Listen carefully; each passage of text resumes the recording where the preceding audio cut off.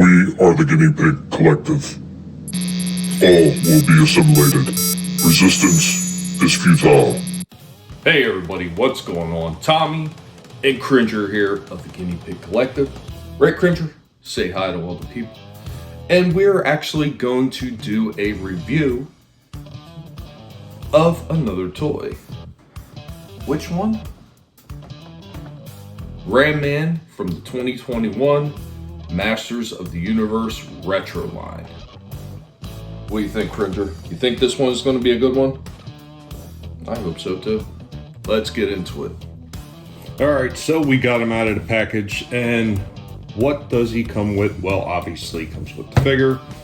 Comes with two different axes, an extra head, and a small direction sheet talking about the removable parts that are on there for swapping, and of course the comic book. Now, the one thing I have with big problem actually I have with this comic book is, if you noticed, the top is torn, because in the packaging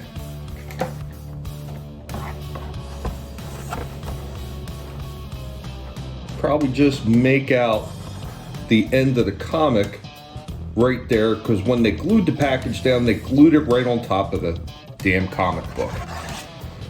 It's just laziness at the part of Mattel, and getting some of these parts out, like this one axe, the way they got them wedged in there with the plastic, it was extremely difficult to get out, and I really thought the damn thing was going to break. But beyond those problems, so far he looks pretty decent, so we're going to get into it and see how poseable he is. And are these extra attachments even really necessary? Let's get into it. So overall, this kind of reminds me of the original Ram Man a little bit. There are actually some pretty big differences. Like, number one, the plastic, of course. The plastic is nowhere near as hardcore as the ones were back in the day. And something looks just slightly different about the waist. And this one does seem to have the spring-powered legs. They work, but they don't seem to work all the time. Like, it seems to be a double clicking motion to them. So it does work. Unlike the original Ram Man, this one actually has a lot more posability in the arms. Of course, it's got the shoulder twist and then out. It's got the elbow joint, and this one actually bends pretty easy. Like, if you've seen some of the other Masters of the Universe ones I've done, some of the joints on them were either extremely stiff or extremely loose. This one is actually pretty decent. He's got a bit of a swivel right there at the wrist too. It almost seems like it does bend ever so slightly in. Not by a whole lot, but a little bit. He also has a knee bend and a twist as well.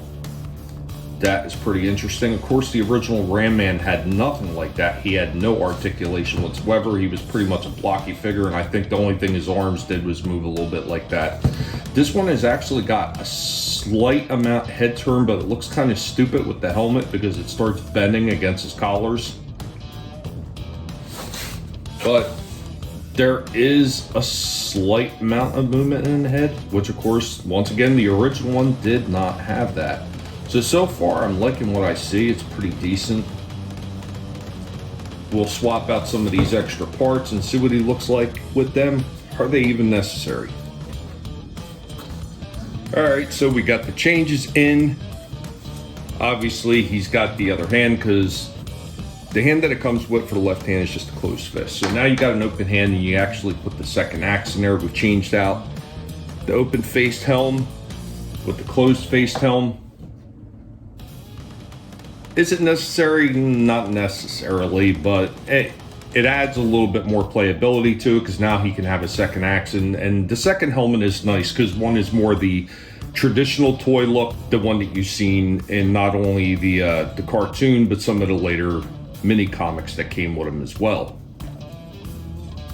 Overall, I think it's pretty decent looking. There is supposed to be one more playability factor as far as I could tell on this, and that looks like it has to do with the axe. And it looks like what you do is you put these two together, and now he has this weird, I don't know what you would call it, almost like a double-bladed axe, which is really dumb weapon, really, because it's extremely impractical. Yeah, it really wouldn't help anybody in battle at all. It's kind of a stupid design. I know other people have talked about, I know Shadiversity has talked about these things before, and they really are stupid. Like, even a double-bladed sword itself it's almost kind of pointless, but I guess for more playability, you have that option too as well. It's different, unnecessary, maybe. It's different though. I guess it adds a little bit more playability, and they just thought it would be an interesting touch to add to it. Anyway, guys, let me know what you think of this one. Do you like this one at all? Or do you think it's just kind of lame? Does it remind you of the old ones?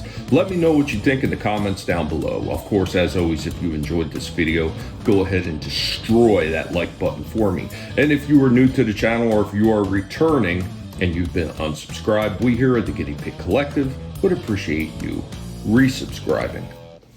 Remember, never let anybody tell you what you can and can't say, what you should or should not watch, because your silence gives consent. And as Cringer would say, we'll catch you all next time. Later, y'all.